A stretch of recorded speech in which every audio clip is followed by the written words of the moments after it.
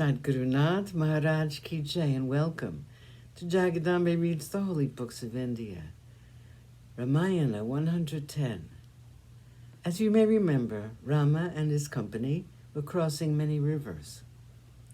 They reached the banks of the river Ganga, the divine river, known by the name Tripataka since she flowed in the heavens, on the earth, and in the netherworld also. Ganga, whose waters were clear and clean, without any moss covering it, which granted heaven to those who bathed in her, since she cleansed them of all their sins, who was worshipped as a goddess by the rishis. Ashrams were found in the neighborhood, and even apsaras from the heavens would often frequent the waters of the Ganga. Devas, Danavas, and Gandharvas were to be found there frequently. The waves made sweet music along the banks. At places, the white foam of the waves seemed to be the smile of the river. So beautiful was the sight. There were to be found whirlpools in some places, and in other spots the river flowed placidly, without a noise. At times the roar of the river was deafening. The river had a beauty which was awe-inspiring. Born as she was at the feet of Narayan, and descended from the matted locks of my Lord Mahadev, this queen among rivers was sacred to everyone. On the banks of the river was a city by name Shringiberapura. Rama saluted the river and said, "Sumantra, we will spend the night here. There by the side of the river I can discern a big tree, and that will serve as a shelter for the night when we sleep. Let us spend some time watching this glorious sight, the river which is the foremost among all rivers." Lakshman and Sumantra agreed to his suggestion, and the horses were led to the tree which Rama had indicated. They descended from the chariot. Sumantra then unyoked the horses, and after leaving them free to graze, he went and stood in the presence of Rama. 21. Guha, a chieftain of hunters. Shringiberapura was a place which was ruled by Guha, a chieftain of hunters. It was well known that he was a great friend of Rama. He was a powerful king, in his own way, with a large army at his command.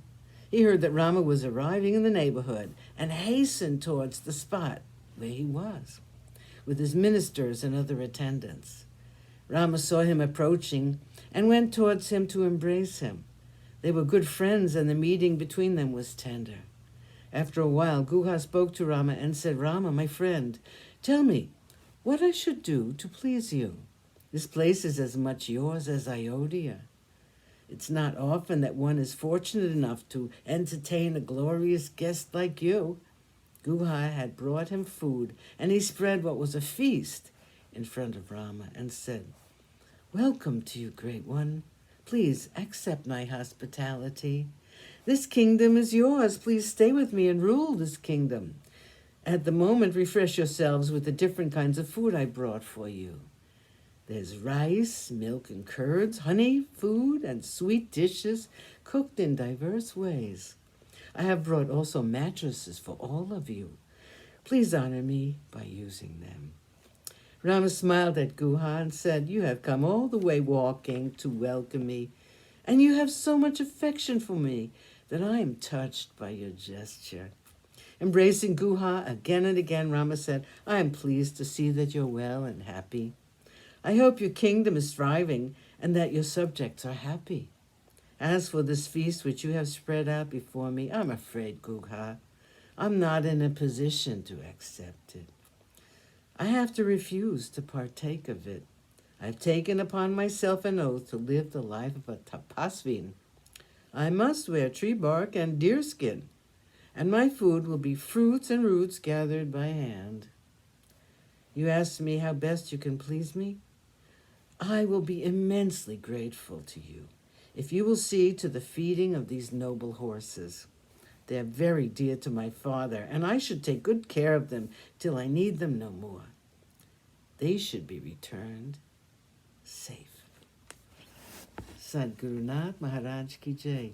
Thank you for coming. I hope you come again.